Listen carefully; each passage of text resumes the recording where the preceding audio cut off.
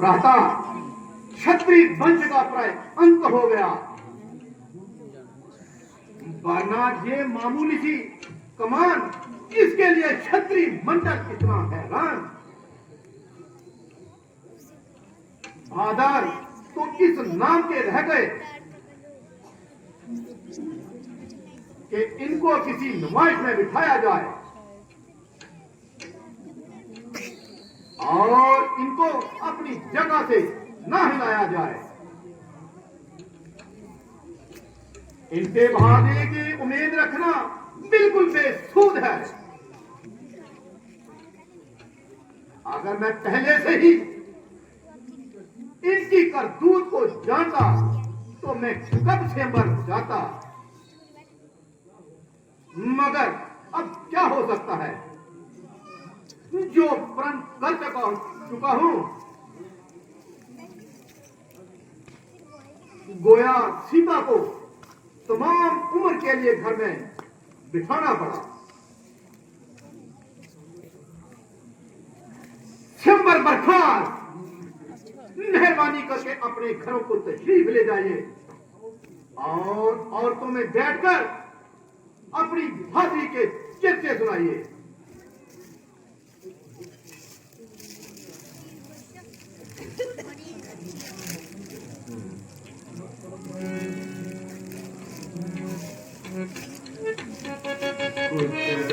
करो बात राजा जन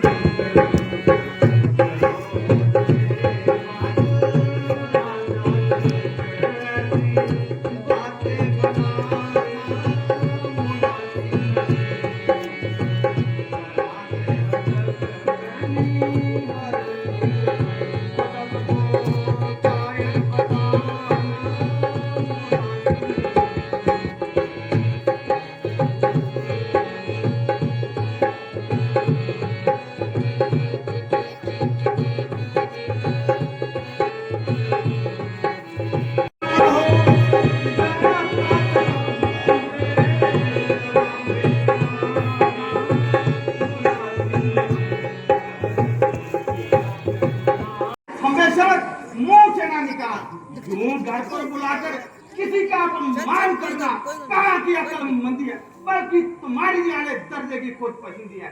सबको एक लकड़ी से हाँकना तुम्हारी सख्त नादानी है, बल्कि तुम्हारी जीव हमदमानी है। यदि कुछ राजाओं ने इस धनुष का चिल्लाना चलाया तो तुमने सबको घायल ठहराया। ना सोचते हो ना विचारते हो, जो दिल में आता है वही मुंह से बोल देते हो।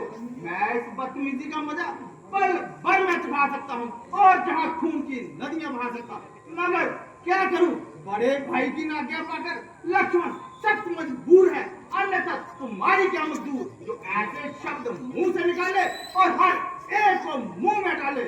जब तक सूर्यवंश का एक भी बच्चा इस दुनिया में भाल है, तुम देखोगी क्षत्रिय वंश पर दबाव लगाने की क्या मजाल है।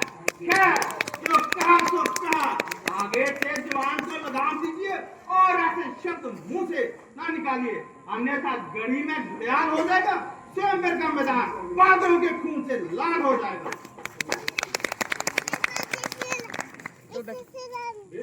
लक्ष्मण तुम्हें थोड़ी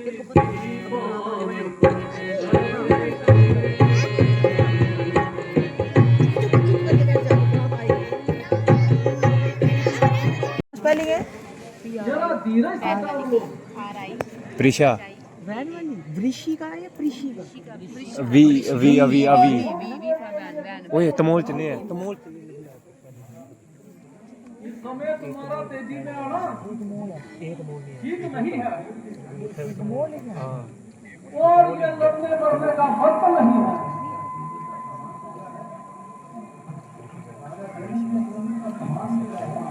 राजा जनक ने शंकर का स्मरण किया है, ना तो जंग का ऐलान किया है। एक तो वो बेचारा खुद ही निराश और परेशान हो रहा है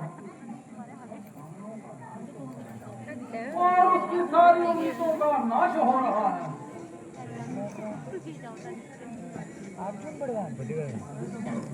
रामचंद्र जी की मौजूदगी में तुम्हें बोलने का कोई हक नहीं।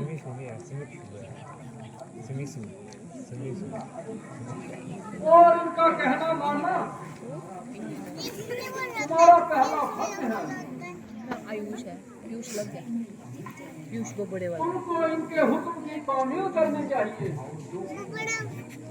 और जो कुछ वो कहे तो तुम्हें मानना चाहिए। तेरे को पता नहीं अभी बरात आने वाली है। चुप।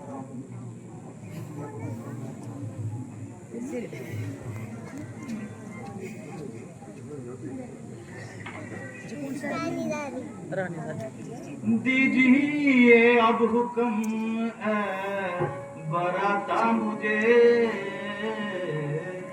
दीजिए अब हुक्म बराता मुझे, ज्यादा सुनने सुनाने की ताकत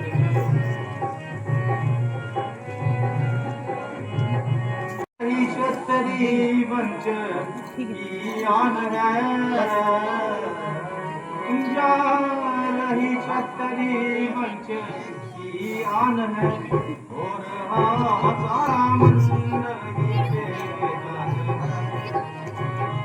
देखते हो किस तरह कैंची की तरह जवान चला रहा है और खाने की इज्जत और हुकूमत को खाक में मिला रहा है।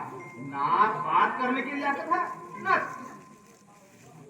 ना सिर्फ हिलाने की ताकत है। मालूम होता है कि सब के सब ऐसे लाकलाम है, मालूम होता है सब इसके जरखी गुलाम है। हाय हाय, कौमी आन पर मर जाने वालों, आन के बदले जान गंवाने वालों, किस बेहयाई से क्षत्रिय कुल को दबा लगा रहे हो और सिर झुकाए राजा जनक की गालियां खा रहे हो। इसकी बात जवानी बहुत बढ़ती जा रही है। ये समझो कि इसके सिर पर आप बहुत छा रही है। आप सूर्य बची तलवार जरूर मैदान में आएगी और बदतमीजी का मजा आएगी। लक्ष्मण में बिल्कुल बर्दाश्त नहीं और ऐसी बातें सुनने की आदत नहीं।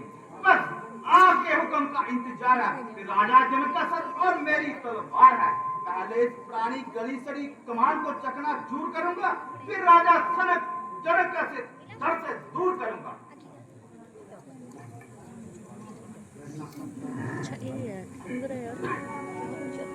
लड़ना अच्छा नहीं मेरे भाई, लक्ष्मण करो